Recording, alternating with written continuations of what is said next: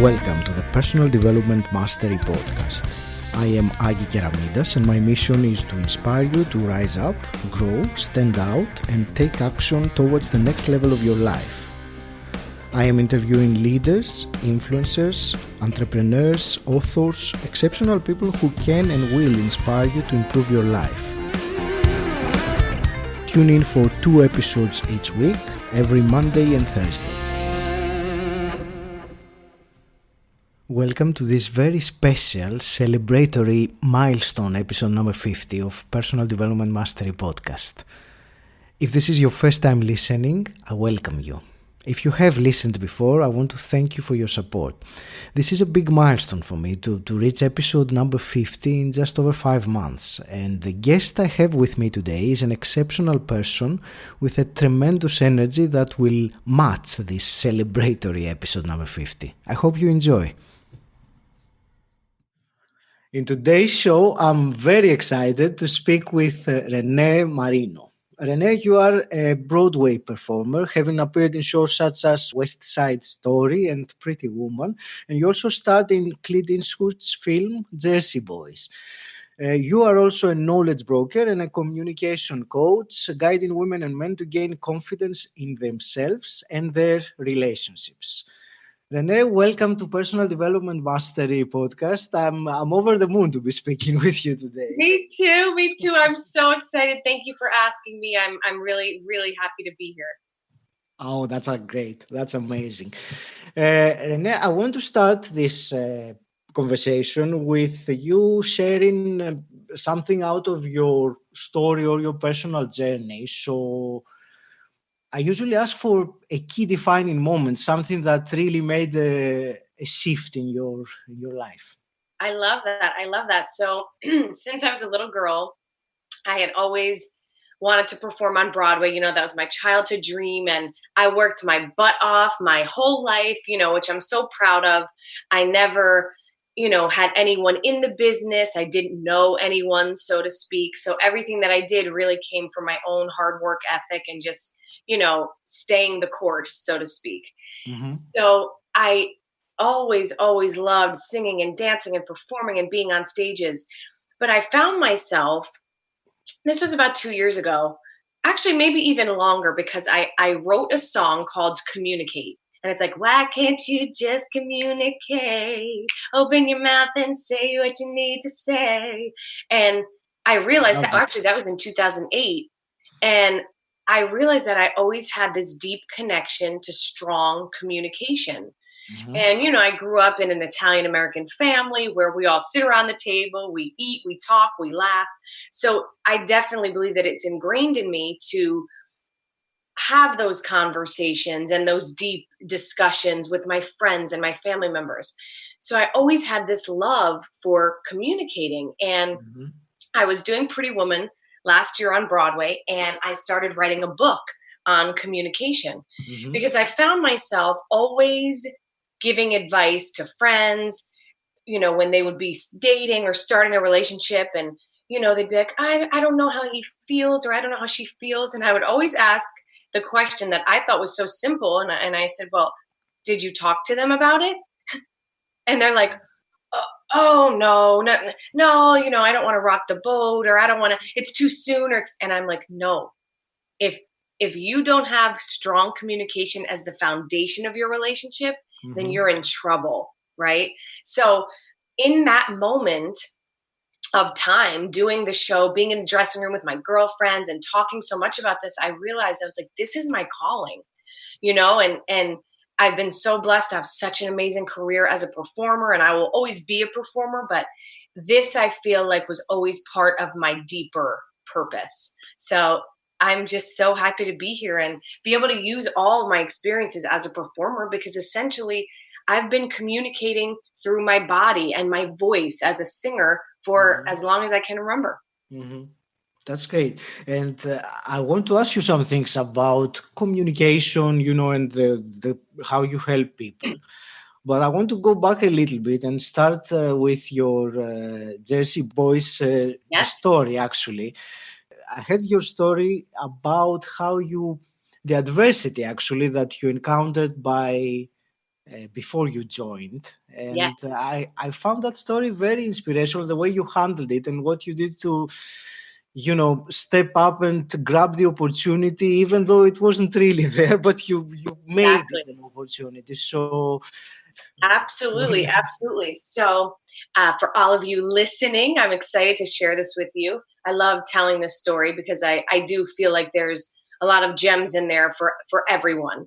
So, yeah. I was doing Jersey Boys on Broadway in 2013, having the time of my life because this show for me is so close to home. I'm from New Jersey.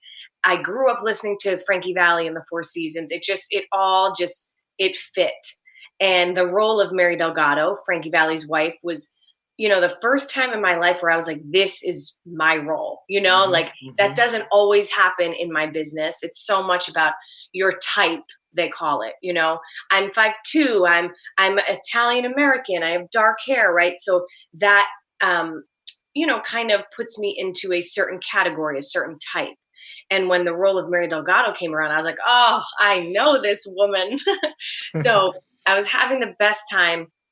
And we had been hearing rumors that they were doing a film version of Jersey Boys. Hmm. Didn't think much of it at all because I was like, oh, this is going to be a major feature film. They're going to hire actors out of Los Angeles, big celebrities, some A-list actress is going to play Mary Delgado. So didn't think too much of it. And then we were doing the show one Sunday afternoon, and one of my castmates is like, Clint Eastwood's here. Hmm. And the rumor was that he was directing the film. Hmm. Again, I was like, that's awesome, right? Did the show. It went great. He was like 10 rows back. I was like, oh, there he is. Hi, Clint. So it was great. Had a great time. We met him afterwards. Again, went back to doing my 8 shows a week. Then the next week, they started calling people in from our show to audition. And at this point, I'm like, this would be cool, like, so I called my agent. I was like, hey, I'd love to get an appointment for the film. Hmm. I don't care who I am, right? I don't care if I'm just like an extra or whatever, but it would be so awesome. I'd never done a film before. She's like, I'm on it. Then a week after that, they put out a breakdown for the role of Mary Delgado, which meant they're looking still for a Mary. And I'm like, really? They haven't found a Mary? Like she's pretty much the female lead of all the girls. There's only 3 girls in the show, really. 3 major roles of girls. So I'm like, okay, call my agent again. I'm like, listen, they put out a breakdown for Mary. She's like, I'm on it. I'm like, okay, good. So now they're calling other girls in from the show. Other girls are getting the appointments for the role of Mary Delgado. And now I'm like, wait, I'm playing the role on Broadway. How am I not getting an appointment? So I talked to my agent. She's like, Renee, I don't know what it is. Like, they won't see you for the role of Mary, but they'll see you for one of the angels who sing My Boyfriend's Back. And at Hmm. this point, Aggie, I'm like, you got to be kidding me. Like, if ever in my life I'm going to get an appointment for something, it should be this. Like, Yeah. that's like someone saying we're auditioning for the role of Renée Marino, and then I'm like, hey, I'm here, and they're like, no, but you can't come in and audition. So I go in that day. I was like, well, I'm still going to audition. I go in, I'm talking to the casting director who's so wonderful, Jeffrey McClatt, and he's talking about how he loved the show when he saw it. I'm telling him how I'm really from New Jersey. And then he goes, okay, great. Would you like to sing the song for the Angels or do the scene first? And I look at him and I said, Jeff, I got to be honest with you. I was really hoping to come in and read for the role of Mary Delgado. And he looks at me and he's like, I was just thinking the same thing. And I'm like, Mm. amazing. Awesome. This is great. So he's like, okay, you can do the angel scenes. And then if you want, you can either come back another day to audition for Mary or you can do, I was like, no, I'm doing it today. I am not leaving until I just do these scenes. So did the angels stuff, went into the hallway for a half hour, came back, did the Mary scenes, and just felt so grateful that I got the opportunity. It went great. I left there that day just feeling so happy because I got the opportunity. Essentially, that was all that I wanted. I Mhm. wasn't thinking like, excuse me, oh, I'm going to get this role, or it's about booking the role. It wasn't. It was the fact that I knew if this film came out and I never even had the chance to audition, oh my goodness, I would have wanted to kick myself. We've all been there, right? Where we didn't say something when we wanted to, or we didn't stand up for ourselves. And then we leave that situation and we're like, damn. So, yeah. So 2 weeks after that, I was at home in New Jersey at my parents' house, literally down the street from where the whole storyline of Jersey Boys takes place. And my agent calls me and she goes, "You're married, oh God, when the movie Clint Eastwood loved you." And I was like, what? And I run out of the room screaming. My mom, my dad, my grandmother is there. They're crying. It was just like this beautiful, crazy moment. So fast forward to the first day filming. Yes. Again, I've never been on a film set before. I never did film. I've only done Broadway, which is two completely different mediums. So that day, I remember getting to set and just being like, all right, Renee, this is it. Like, here we go. It was like, it physically felt like jumping off of a cliff. But I walked in the door and everyone was so wonderful. They're like, "Renee, welcome." And then the big man comes up to me and he says, Clint Eastwood, that is, by the way. And he Yes. goes, "I went around to all the different casts, but nobody was in your class. And then you came in and put yourself on tape and it was the icing on the cake." And I'm literally like holding back the tears, right? I'm like, "Don't mess up your mascara. You didn't even film yet." And it was just this, again, another just surreal moment where I was like, oh my goodness, like this is happening. So that day, he and I had lunch together. So every time I would film, we would sit and eat together. And that was like some of the most magical moments because here I am with this legend and I'm getting to pick his brain about everything. Like I was like, "Clint, I want to know about this. Clint, how did you start acting? Clint, what was it like when you became a director?" I mean, anything that I could soak up, I was. And, this really special moment that I actually haven't told many people, but Francesca Eastwood, his daughter, was on film, in the film with us. She played a waitress.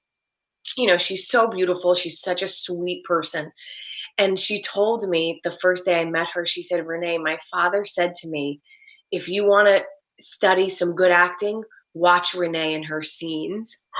And I was like, "Your father said that to you? Like, what?"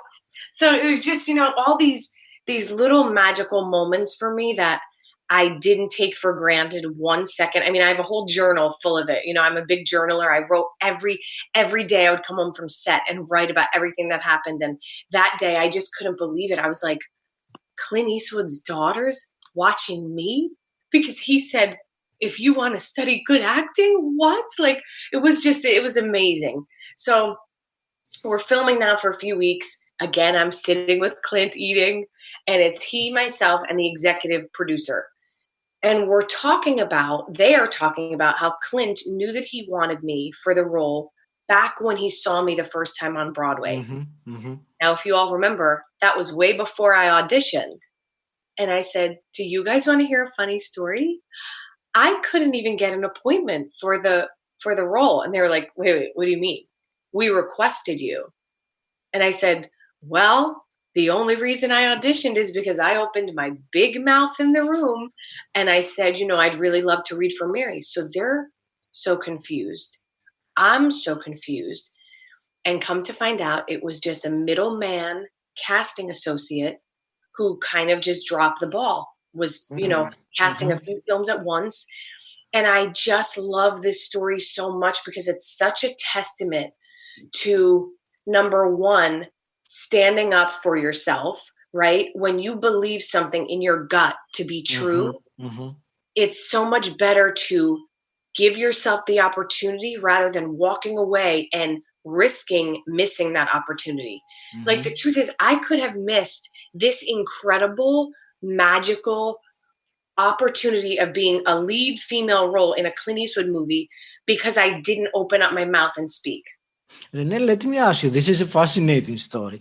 Let me ask you, if I go back to that moment where you were on stage and you said, look, I'm not here. I really want to do an audition, not for Mary Delgado. Did you have any hesitation, or what was your mind thinking at that moment? Because usually there are mixed emotions. There is this fear or this uncertainty, shall I do it? And on the other hand, it's the positive voice that actually is the one that we should follow. So what happened That in is your such head at the time? that is such a great question, because you're right. There's excuse me, we have the two sides of ourselves, right? We Yes. have the part of ourselves that we're like, I got this, I'm not afraid. And then the other part that's like, what are you doing, Renée? Are you kidding me? Who do you think you are? You're not good enough. You're not this enough, right? The little devil voice, I call it. Yes. But what happened in that moment for me was I felt so strongly, right? There's always one, excuse me, that's stronger for whatever reason. In Hmm. some situations, the fear is stronger, and then that's what lets you be held back. For me, the thought of seeing this film come out Hmm. and knowing that I didn't even have the chance, to me was like so painful that, I couldn't risk that. And I know, Dean Graziosi talks about this a lot, Tony Robbins, about, are you moving towards what you see that you want, or are you moving away from the pain? And I think for me, when I really look at that, and I look at it in hindsight, I was so motivated by the pain that I would feel if this film came out. And not whether I got the role or not, but the fact that I didn't even have the opportunity to audition and to show what I can do. So that's what it was, Aggie. It really was, as scary as that was, to be, in a room with the casting director filming, casting a major feature film, right? As scary as that was, nothing was scarier than me having the regret of not saying something. Regret indeed. And Yeah.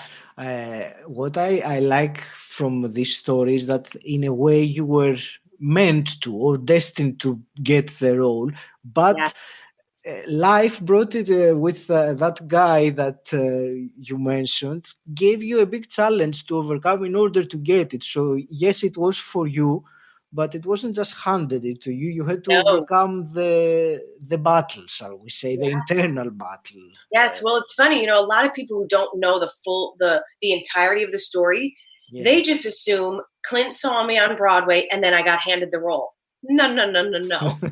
Right? No, no, Which no. would be amazing, by the way, even if it was Exactly. just like that. Exactly. But it's funny, right? Because behind the scenes, on Clint Eastwood's end, in his mind, that role was mine. But I didn't know that, right? And that's, how often does that happen to all of us? We're in this day and age of so many middlemen, or like, don't kill the messenger, right? All of that, those sayings come from situations like I dealt with. It wasn't just Clint Eastwood and myself and him being like, I love you, I want you to have this role. I had to go through the ranks. And unfortunately, that got a little jumbled. But because my spirit and my my belief in what I needed to do was so strong, Mhm, I didn't let that pass me by. mhm, And again, it could have so easily happened. Like, if mhm. I didn't, Aggie, I just think, if I in the room was like, I want to say it, oh, I want to say it. No, no, I can't. Okay, yeah, I'll sing for the angels.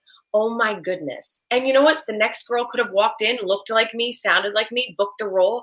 And I would never have known that the whole time he wanted me for that role. So it's just, it really is so much about listening as much as we can to our deepest selves. And it's Mm, hard because, as you know, I'm sure, our deepest selves are the quiet voice. It's not the one that's loud. It's not the devil voice that's constantly talking, being like, who do you think you are? You're an imposter. You're not good enough. You're not this enough. That voice is loud. It's the quiet voice Mhm. within that's like, Renee, you know what you want to do. You know what you need to do. And that wasn't like, I wasn't given that advice by my agent or by my mom or by my dad. That was me. Nobody knew I was going to do that. That was just something for myself that I knew I had to do. Exactly. And when we know, because you say I knew, so when we know with this even more than, than this. This is Yes. usually the one that says the don't do it, don't do it. Yes. Can I ask you, Renee? So you said you were having, you were picking Clint Eastwood's Yes. brains while you were having lunch. If I were to ask you, what was your biggest takeaway or your biggest lesson out of those Oh, conversations? Which one would you? God. I could give you a scroll of them. But the first one is, I love this story. I was like, Clint, first of all, he's just the best. He is so grounded and genuine and down to earth. Like, you would never think that this man is a legend. You just wouldn't, because there's no ego there, which Mhm. to me is everything, right? That Yes. I'm so impressed by people who are good people. I don't listen. I've met many celebrities, many big names, and immediately was turned off because Mm. all I saw was ego, and there was no sense of like a real person there. They thought that they were better than everyone else. And I'm like, I don't care what you've done. We are all human, and there is no reason to treat anybody differently. And that's Clint. Mhm. So I sat with him, and it was one of the first days. Okay, two things I'll tell you. Yes. He said, the first thing I said to him when we sat down the first day, I said, Clint, I have to tell you, your team of people are so wonderful. I said, they're just as genuine as you are. And he said, Renee, life is too short to surround yourself with people that don't lift you up. And I said, I say the same thing. And like Mm. in that moment, I was like, I love him. I love him so much, because that's why he uses the same team of people, because he understands the importance of having that good energy, that good connection with the people that you're around most. So I loved that. Then he told me, I asked him about like when he started acting and what it was like. And he's like, Renee, I got so many doors slammed in my face and, smoke blown in my face. Cause back then, everyone smoked, and it was like, it's so funny to hear that, because you're like, wait, but you are Clint Eastwood. Mhm. But he started not as who he is now, right? He had to develop into that person. So I loved hearing that, and it was so reassuring, because here I was, like doing my first film, like, then I moved to LA and I started auditioning for TV and film, and like I was at this beginning stage of this world, and it was so reassuring to hear him Mhm. now being this amazing icon of a man, Yeah. n- like understanding that he started out like knowing no one, didn't have an agent, right? All these things that sometimes make you feel like, oh, you're less than. You're not. It's just part of the growth. Absolutely. And it reminded me of the phrase, it takes years to become an overnight success, because you see someone at the stage that they are, and you think that that's always has been like that, but you don't know what's the struggles, the disappointments, the challenges that lead to that status that Yeah. you get. And Aggie, I don't know about you, but that's my favorite part.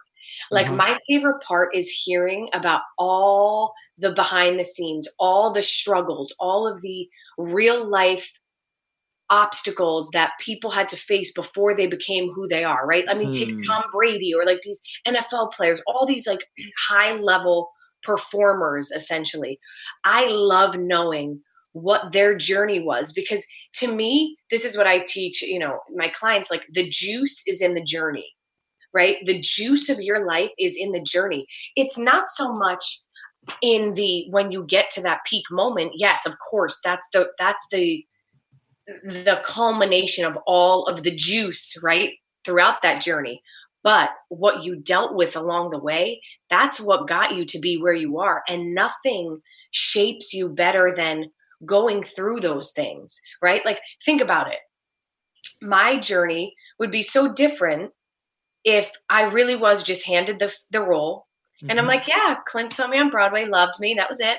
right? You'd be like, oh, cool. Okay.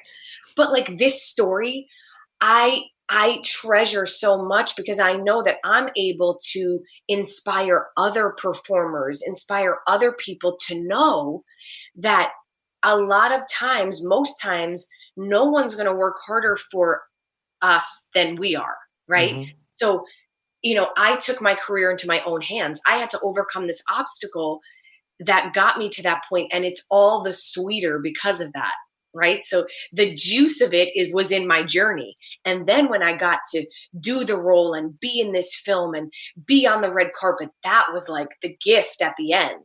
Mhm. But all the stuff in between was pretty great too. I love the way that you put it with the juices in the journey. Yep, I the mean, juice is in the it's journey. exactly. It's we tend to focus too much on the outcome, which it's not really up to us entirely. But Yep. the journey and what we become in the journey is exactly the most fulfilling part, or the Yeah. juice, as you said it very nicely. Yeah. Oh, totally, totally.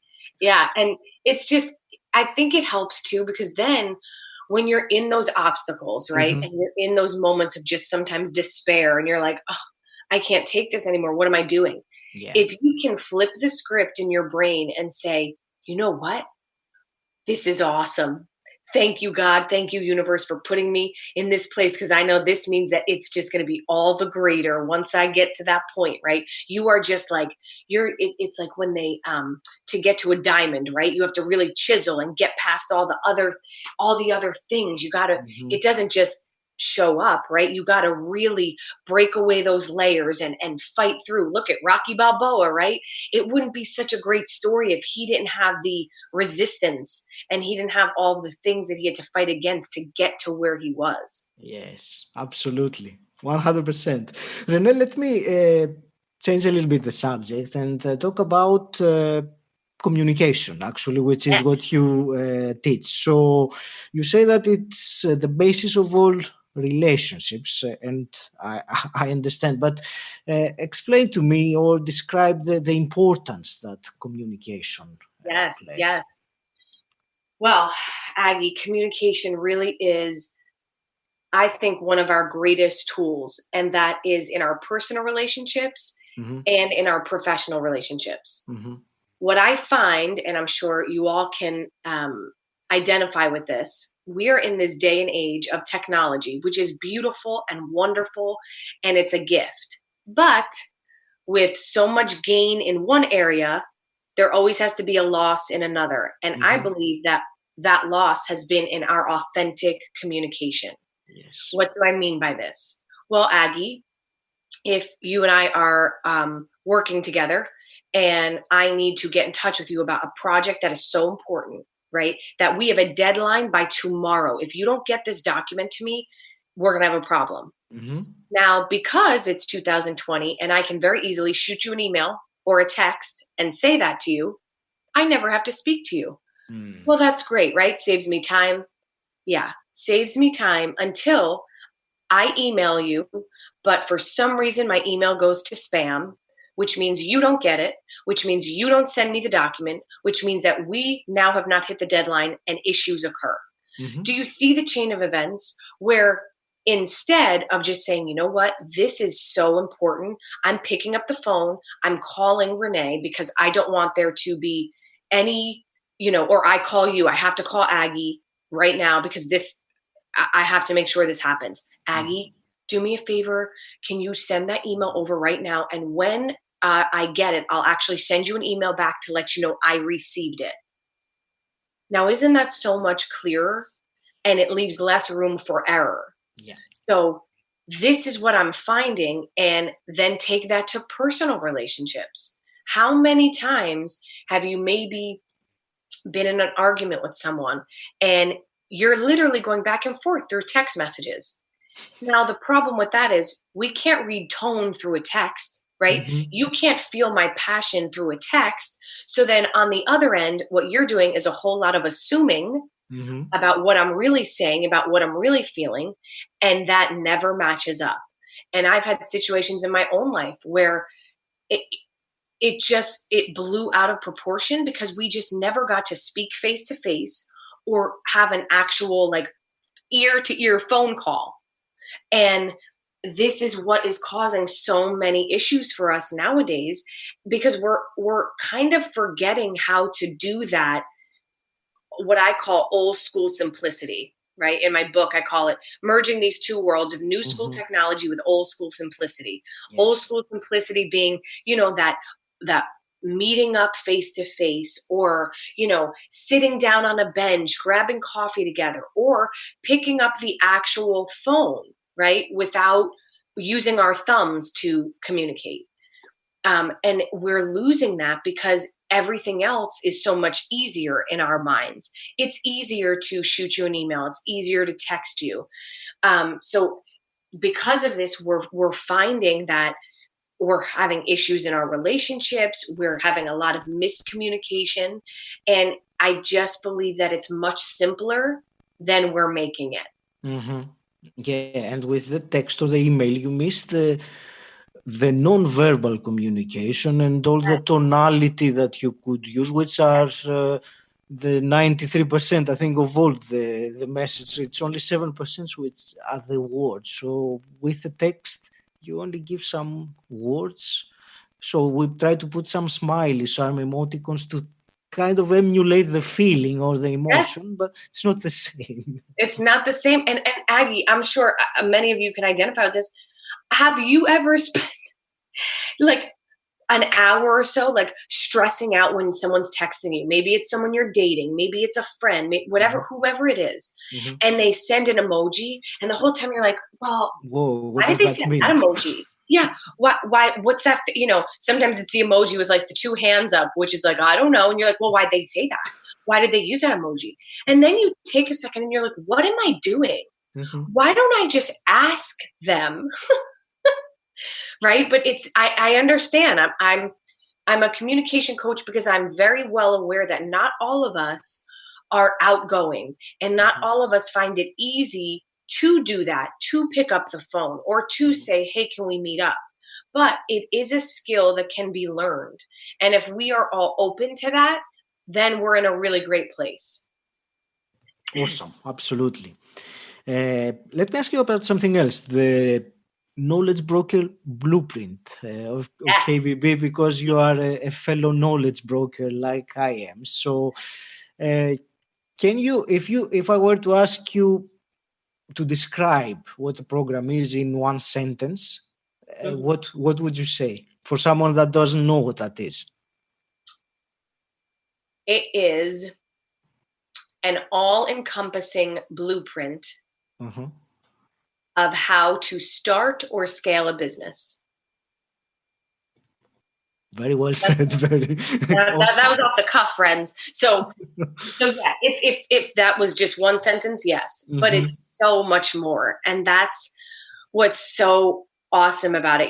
I came about it because I knew that I wanted to do something with communication, but I didn't know the first thing of how to start a business. I've been essentially my whole life, I've been my own business, right? As a performer, my body's my tool. I am the package. So I didn't know how to, again, start a business. Like, what am I doing? But then when I got open to KBB, I was like, this is exactly what I need. The first module is all about mindset, which let's face it, no matter who you are or what you're doing, we all need some help with mindset. Yes. Then how to kind of kill the inner villain, they call it, which is that devil voice that we spoke about before. How to ignore that voice, let that voice be, but make the other positive voice louder. Then it gets into how to find your niche, right? How to find what your superpower is, that thing that you do so naturally that it feels like it's an extension of your being, right? And it's funny because we all have that, but we all aren't aware that that's our superpower, right? Because we're like, oh, I'm really good at, making people feel better, or I'm really good at listening, but that's just, I don't know, that's just me. And you're like, no, that's a superpower, right? Not everyone's a great listener. So there's that module. Then a whole module dedicated to how to find your ideal client and how to use social media in your marketing, how to market in a way that's authentic and not selling. When you're ready to run an event, how to do that, what you need. The tools are endless. And Mhm. I honestly can't say enough great things about it. That course changed my life for sure. That's great. You also answered my next question, which I didn't have the chance to ask you, about how it impacted your life. Yeah. Renee, when did you start your, shall we say, personal development journey? When did you discover the term personal development? Oh, personal development. I've always been obsessed with it. It's Okay. funny. Even when I was a little girl, I can Uh-huh. remember Right. like always questioning, like, if I'm feeling down, like, why am I feeling down? Right. What happened that made me feel down? Like, I've always been an old soul, I believe. And I always recognized that I was definitely more analytical than most of my friends. Mm-hmm. And I didn't know where that came from. So Mm-hmm. I think it's always been something that I've been really, really into. And the Okay. older I get, the more obsessed I am with it. And Mm-hmm. I just love knowing that we can be better and we can do better and we can think better, right? All through like focusing on it and immersing ourselves in things that uh what's the word I'm looking for? Things that further our growth, reading the books, listening to the podcasts, like your podcast, being surrounded by, again, like-minded people who kind of think on that same level of knowing that we don't know everything, but we know that we don't know everything. Yes. Yeah, I love it. I love personal development so much. Mm-hmm. Mm-hmm.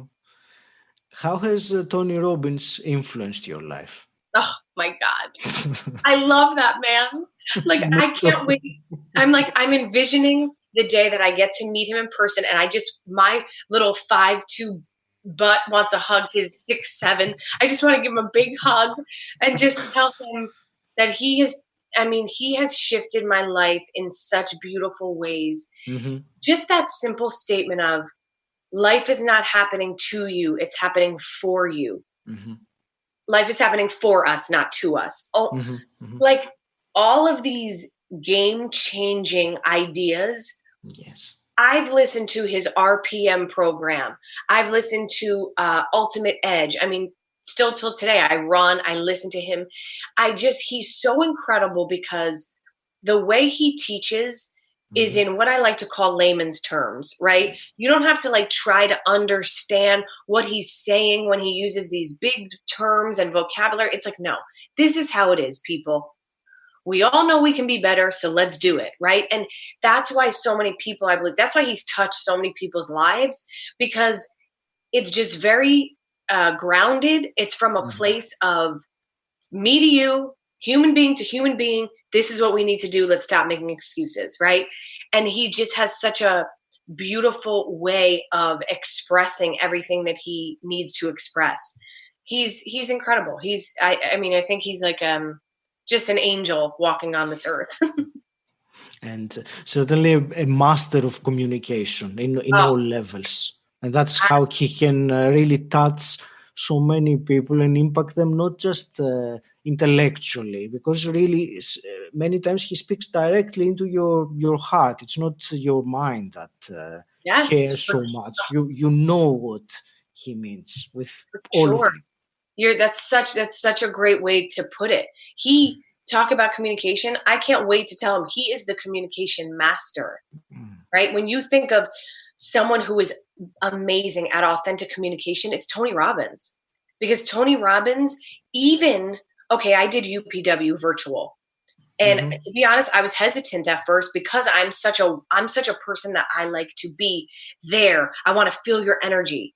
Well, somehow Tony Robbins makes you feel his energy through that screen. Mhm. And that's what it is. It's Mm. so much about speaking from his heart and again, speaking not just with his words, but using his body in a Mhm. way that is Mhm. so clear and lets you know what he's trying to come across with. Mhm. And, I teach a course called Communication on Camera. And the course is dedicated to being able to bring your most authentic self to the video, right? To the camera, because that's where the world's going. That's what we're all doing right now. Look at us. I get to see you, Aggie. I get to see your smile. I love it. It's amazing. It's like, but if we can use it in a way that's most authentic, how great is that?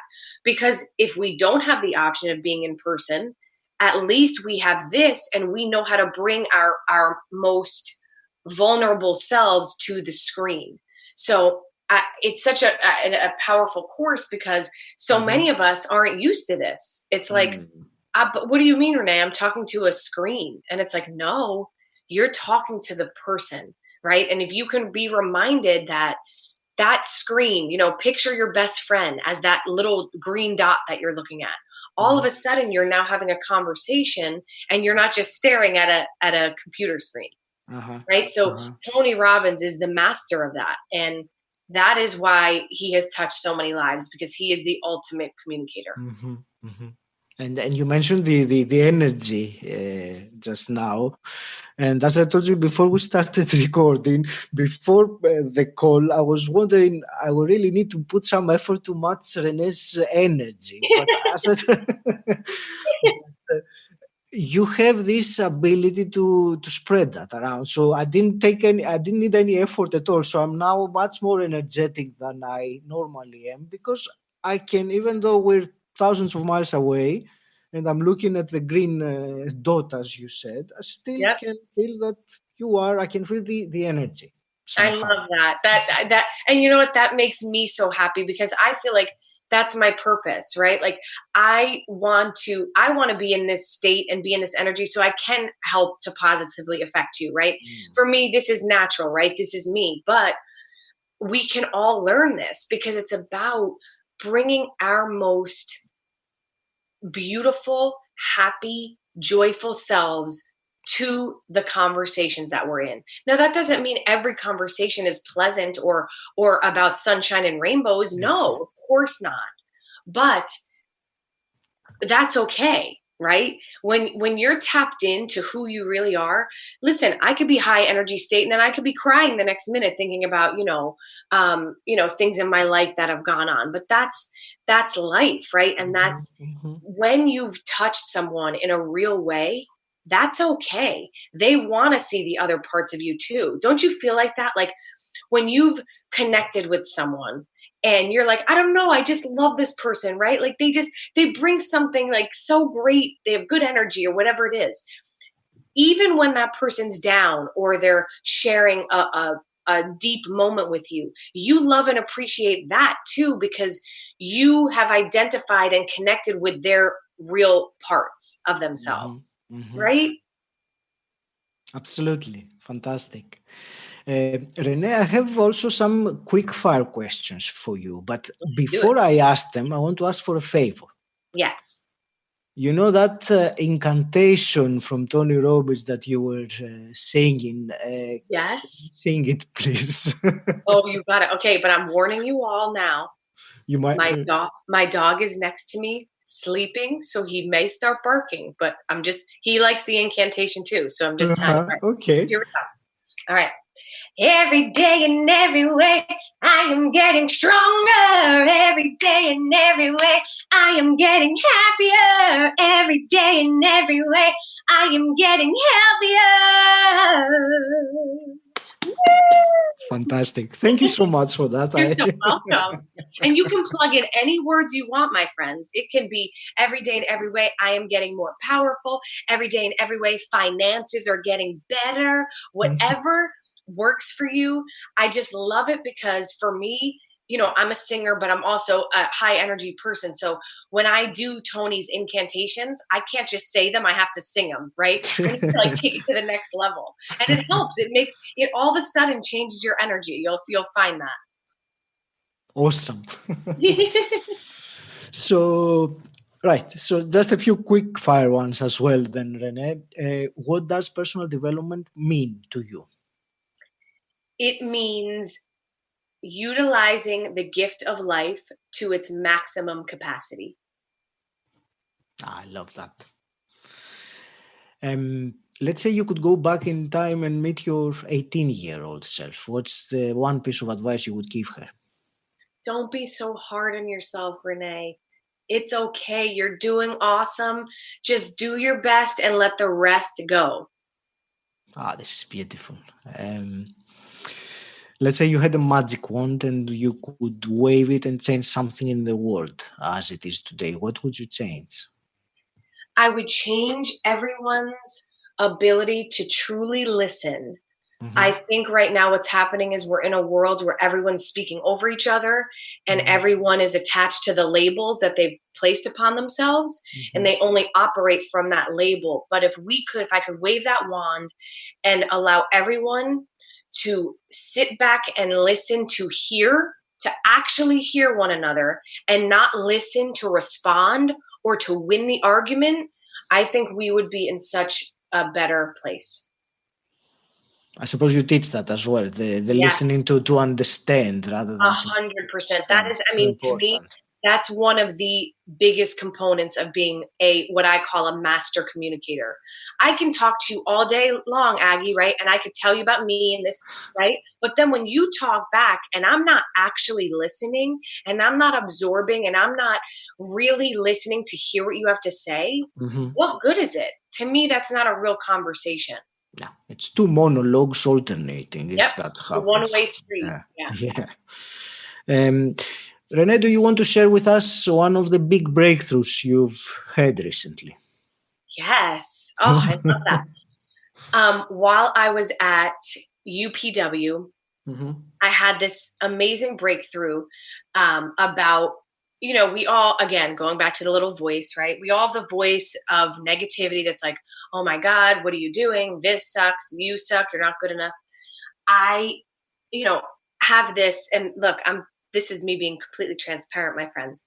Sometimes I would have this fear of like, the power, the law of attraction, right? And what you think about, you bring about, and all of that. Sometimes I have in the past like let that freak me out, because all day long we have thoughts. Sometimes they're so unconscious that you're like, where did that come from? And I would let myself get really fearful about it. And I'd be like, oh my God, I just had the thought that like I'm going to walk outside and I'm going to trip and fall. Now I'm going to trip and fall because I thought it, right? So Hmm. while I was going through UPW, I was like, you know what? Every time I have a negative thought, I'm going to laugh. I am going to laugh instead of getting stressed out about it. I'm just going to laugh.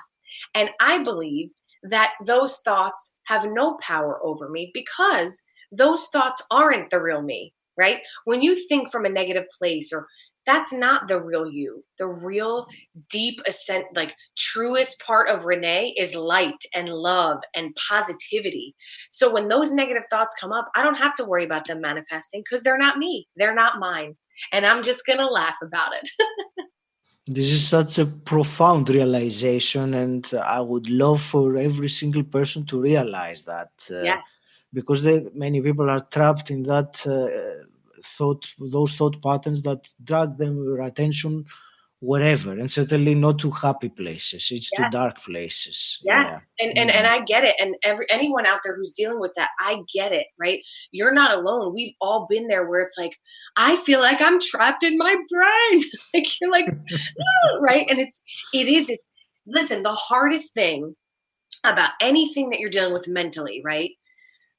Is that it's just you. It's only Mhm. inside, right? And it's like you can't let someone else really fully understand because you're like, it's just inside me, my brain. I don't know how to express it. So that's why sometimes it can be really isolating. It can be really scary. But Mhm. know that you're not alone. Know that everyone goes through it. And know now, hopefully through my breakthrough, I can affect you and laugh about it. Even when it's scary and you feel that pit in your stomach, choose to laugh about it because Mhm. nothing is better than the energy of laughter.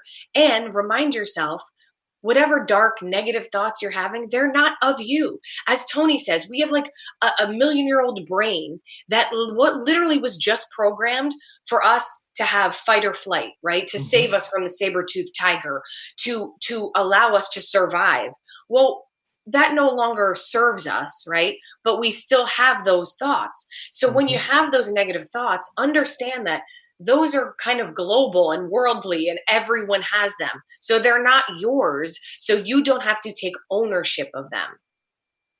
Exactly, 100%. Couldn't agree with you more. Yeah. Renée, also opposite question to the previous one. Do you want to share any big mistake that you've done recently that we can avoid making the same one? Yes, so funny enough, oh my gosh, I really believe the universe, whatever you believe in, the universe, God, whomever, really, it's all a test.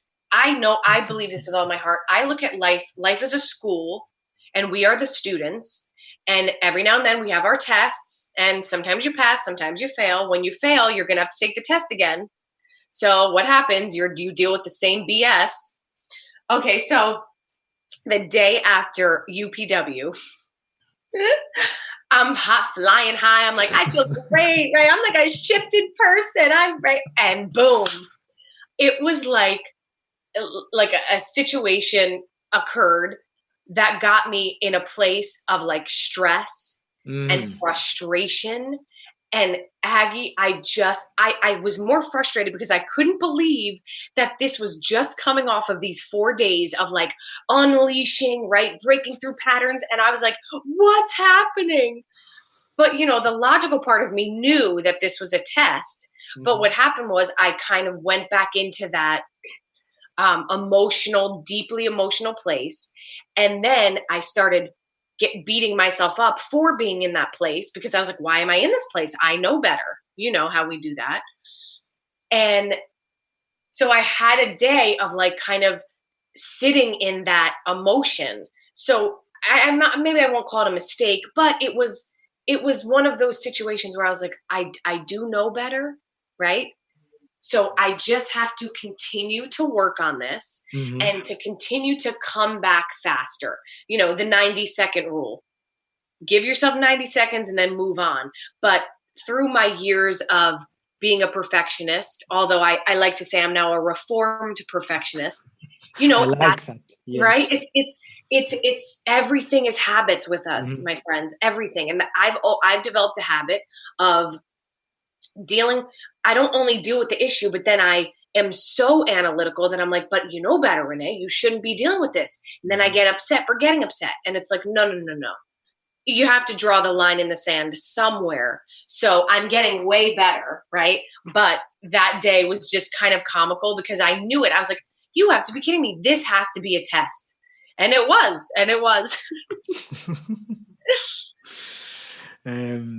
We've talked about so many things today. Is there anything that you were hoping we would talk about and we completely skipped it?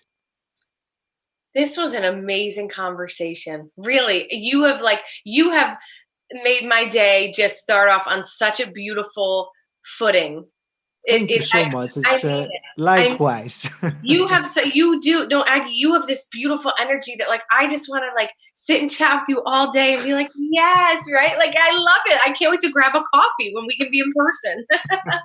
Let's see. No, I think we pretty much touched upon everything as far as my communication coaching. As I said, I'm teaching the communication on camera course, which I'm actually teaching again next week, my friends, for anyone who's looking to get better at making live videos or making standard videos for your website, for whatever you need. We're on video all the time now. So it really is important to be able to bring your most authentic self to these cameras, the videos, Zoom meetings, right? You want to be able to be yourself on these Zoom meetings, especially if it's for work. So if that's something you're interested in, let me know. You can message me. And no, this has just been so wonderful. I love communication. I love talking about it. And I love helping people become master communicators so they can really just step into their own power, and realize that when we can communicate from an authentic and real place, we can do anything. Because then when we're faced with situations that are even hard and negative, we can get through them better because we are communicating and we're listening, right? We're listening to actually hear. So I love it. I love what I'm doing, and I've loved talking with you today. Fantastic. Where can people go then and find out more about you and what you do? So you can find me on my Instagram page at Renée Marino Official, and also on Facebook at Renée Marino. And also I have a Master Communicators Facebook page. So definitely, join me there. And for those of you who are really looking to become master communicators, right? I have a Facebook group called Becoming a Master Communicator Through Imperfect Action. And in the group, we go live on videos to practice that. We have something called Spotlight Thursday, where one person from the group goes live on Thursday and speaks about whatever they choose. And then we give them feedback kind of on how they're doing and how their camera angle was and all that. So if you're interested in that, let me know. And I also have a website, reneemarino.com. Fantastic. Renée, I want to thank you very much, really. I mean it, for this conversation. It was outstanding. I mean, just the energy and that you gave is phenomenal, but I think there was wisdom, inspiration, and some valuable lessons for the listener. I want to wish you all the very best with your coaching career and any further performing career. I suppose you will not give up on that. You will carry on. Any parting words from you? I am so grateful, so grateful that you asked me to be on this podcast. It really, really has just made my spirit so happy, and and your dog's spirit. And my dog, look, perfect timing. He's like, he's like, are you done already? You were good, bub. Frank the Tank is my English bulldog. No, this has been so special for me. So if anyone has any questions, or you're looking to better your communication, definitely reach out. And Aggie, I can't thank you enough, and thank you for this beautiful platform. Thank you very much, Renée. All the very best. Take care. Thank you. Thank you for listening. Please take a moment to subscribe and review Personal Development Mastery on Apple Podcasts, and also share this podcast with someone who you think will benefit from it. If you want to gain access to exclusive content while supporting this podcast, then become my patron. The link is in the show notes, or you can type bit.ly/pdmpad. If you want to know more about what I do and how I can help you, or if you have any questions, join my Facebook group Personal Development Mastery. Again, the link is in the show notes, or you can simply type bit.ly/pdmgroup.